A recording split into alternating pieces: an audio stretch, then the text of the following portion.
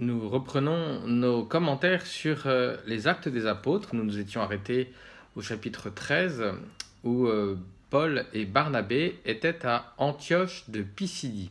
Antioche de Pisidie, après avoir suscité l'hostilité des Juifs, Paul et Barnabé s'étaient tournés vers les païens, avaient rencontré un franc succès auprès d'eux, mais ils avaient été finalement chassés de la ville.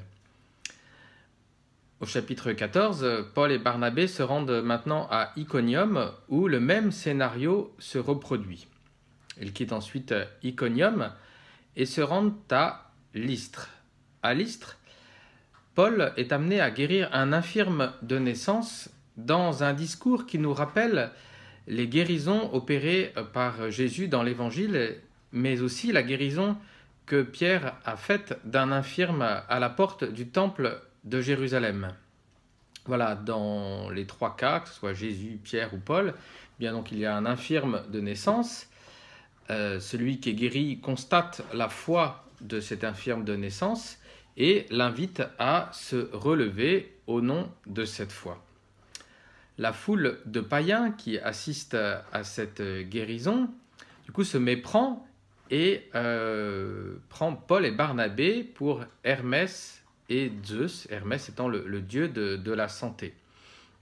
Ils s'apprêtent donc du coup à offrir des sacrifices. Conscients de cette méprise, Paul et Barnabé s'adressent à eux dans un discours qui est assez nouveau, qui va être caractéristique des discours de Paul aux païens, un discours dans lequel Paul rappelle la foi au Dieu, la foi dans le monothéisme et la foi au Dieu créateur, au Dieu providence, sans qu'il soit, puisqu'il ne s'adresse pas à des juifs, sans qu'il soit question de l'histoire du salut, sans qu'il soit question de l'histoire du peuple d'Israël, des prophètes. On retrouvera un tel discours de Paul à Athènes. Et puis des Juifs venus d'Antioche de Pisidie, d'Iconium, arrivent à Lystre et poussent la foule à lapider Paul, qui est conduit aux portes de la ville et qui est donné pour mort. Voilà, ce qui nous rappelle la lapidation d'Étienne au début des Actes des Apôtres.